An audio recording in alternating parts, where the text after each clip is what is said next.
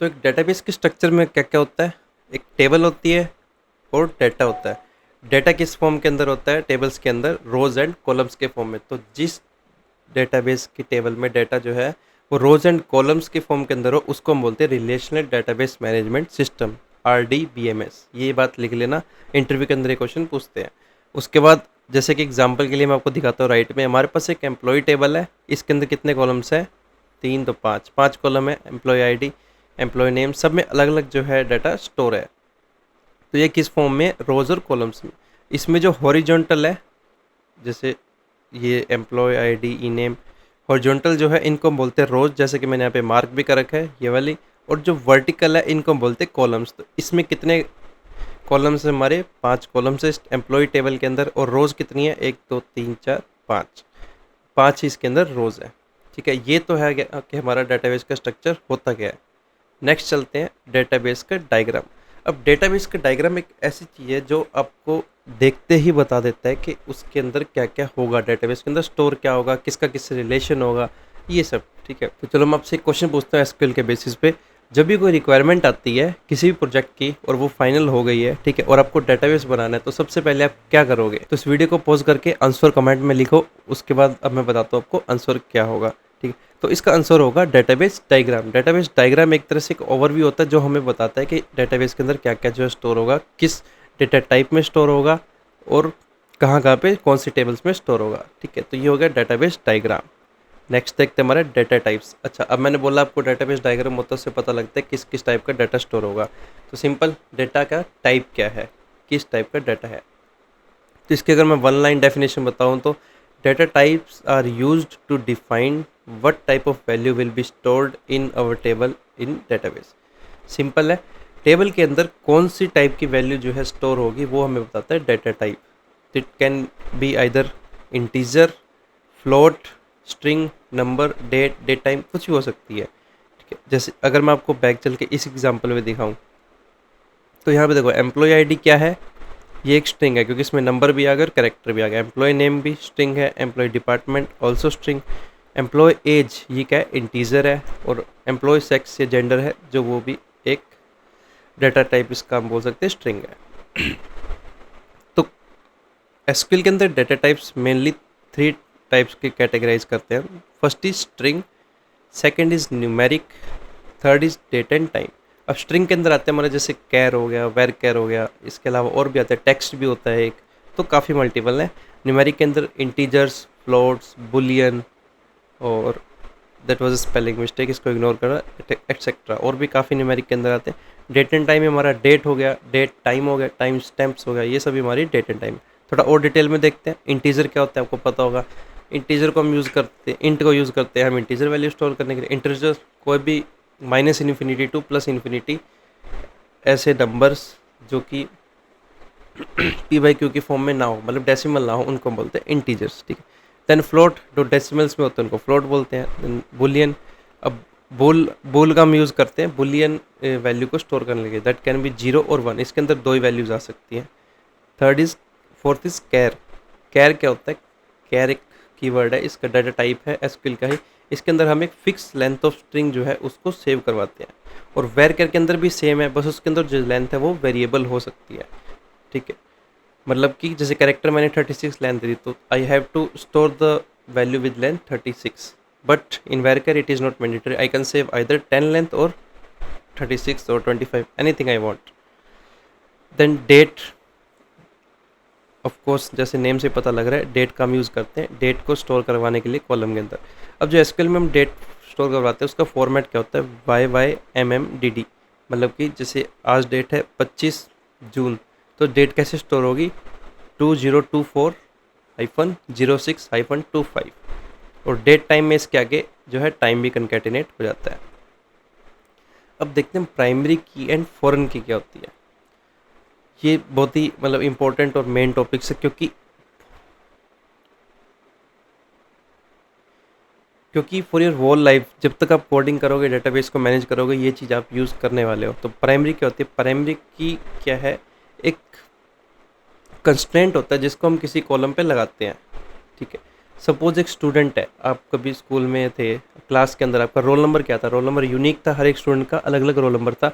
वो किसी का खाली भी ऐसा भी नहीं था कि किसी स्टूडेंट का ना हो, ठीक है, और ऐसा भी नहीं था कि भी दो स्टूडेंट का सेम हो जाए। तो वो क्या था? यूनिक था एंड नॉट नल था। सेम वैसे ही प्राइमरी की क्या है, हम इसको यूज़ करते हैं किसी टेबल में डाटा को आइडेंटिफाई करने के लिए कि ना ही तो रिपीट हो सकती है और ना ही नल हो सकती है। हर एक रिकॉर्ड का एक तरह से हमने लगा लो रोल नंबर डिफाइन कर दिया। तो वैसे ही हमने लिखा है यहाँ पे यूनिक कॉलम है use to identify and data from a table based on, ठीक है। उसके बाद can not be null, null नहीं हो सकता। कैन, हाँ, अब प्राइमरी की क्या है, एक ही हो सकती है एक टेबल के अंदर, ठीक है भाई। अब नेक्स्ट क्या है, फॉरेन की। फॉरेन की का हम यूज़ करते हैं एक से ज़्यादा टेबल्स को लिंक करने के लिए। अब यहाँ पे समझना, सपोज एक स्टूडेंट है, ठीक है। अब उस स्टूडेंट के क्या है, मल्टीपल सब्जेक्ट्स हो सकते हैं, करेक्ट। तो मान लो सपोज, अब मैं यहाँ पे आपको डायग्राम से समझाता हूँ, इसमें तो आपको थोड़ा सा और इजीली समझ आएगा। जैसे यहाँ पे देखो एक ऑर्डर है, हम कोई भी ऑर्डर लगाते हैं स्नैपडील पे, ठीक है। अब ऑर्डर लगाया मैंने, एक ऑर्डर के अंदर आईडी आ गई, यूज़र आईडी आ गई, स्टेटस क्रिएटेड ऐड हो गया। अब उस ऑर्डर के अंदर मल्टीपल आइटम्स हो सकती है, बिल्कुल हो सकती है। तो ऑर्डर आइटम्स में मेरे यहाँ पे आ गई क्वांटिटी क्या है, प्रोडक्ट आईडी क्या है, ठीक है। तो एक बार प्रोडक्ट, ठीक है। उसके बाद अब यहाँ पे देखो ऑर्डर आईडी को हमने क्या किया, आईडी, ये जो ऑर्डर की आईडी है ये हमारी होगी ऑर्डर आईडी, जो कि ऑर्डर आइटम्स टेबल के अंदर स्टोर होगी। तो इसको हमने एक तरह से रेफरेंस दे दिया। तो ये क्या है, फॉरेन की बोलते हैं हम इसको, जो कि लिंक करती है दो टेबल्स को आपस में, ठीक है। अब ये मल्टीपल्स भी हो सकती है एक टेबल के अंदर, और नल वैल्यूज़ या डुप्लीकेट वैल्यूज़ भी उनमें हो सकती है। जैसे कि एग्जांपल ये रहा, अलग से दोबारा से मैंने एक एग्जांपल दिखाया यहाँ पे। जैसे यूजर्स टेबल है, यूजर्स टेबल के अंदर ये यूज़र आईडी हमारी क्या है, प्राइमरी की है। अब एक यूज़र के क्या है, ऑर्डर से अलग अलग।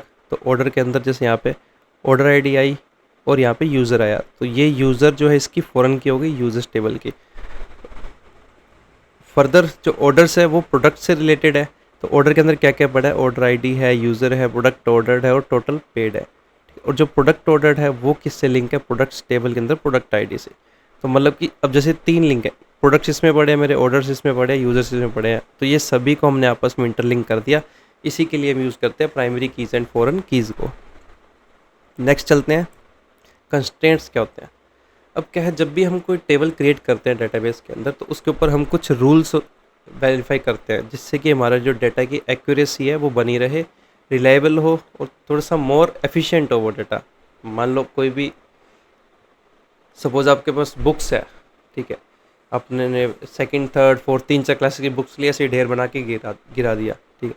तो वो तो एक तरह से अगर डाटाबेस में भी हम ऐसे रखने लगे तो वो तो एक तरह से कचरा है ना, उसका कोई बेनिफिट नहीं हुआ।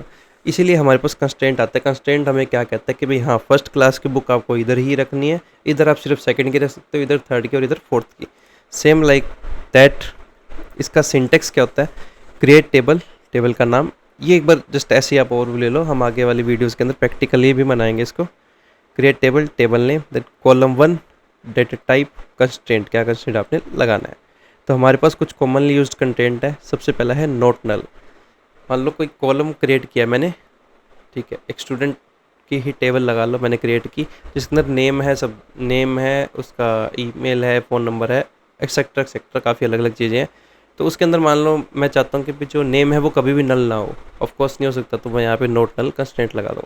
देन यूनिक, मान लो अब किसी की ईमेल मान लो मैंने डाल दी कि भाई हाँ ईमेल यूनिक होना चाहिए, तो ईमेल पे तो अब ये क्या है, हमें फर्दर अपने जो मान लो डाटाबेस से अलग, हमें डाटाबेस इंटीग्रेट, तो सॉरी, अब हम डाटा बेस से कोऑर्डिनेट तो कोई ना कोई प्रोग्रामिंग लैंग्वेज का यूज़ करके करेंगे। That can be either PHP और पाइथन, कोई भी लैंग्वेज हो सकती है, नोड के अंदर आप कर सकते हो, ठीक है। तो क्या है, हम वहाँ पे चेक लगाए कि वैल्यूज़ जो है यूनिक, ईमेल जो है यूनिक है नहीं, उससे अच्छा हम क्या करेंगे, डाटाबेस के अंदर ही यूनिक कंस्ट्रेंट ऐड कर देंगे, जो कि क्या करेगा, आपकी वैल्यू स्टोर होने से पहले चेक करेगा उस ऑपरेशन को डाटाबेस के ऊपर कि भाई वो अप्लाई होता है या नहीं होता। अगर वो नहीं होता तो वो फेल हो जाएगा।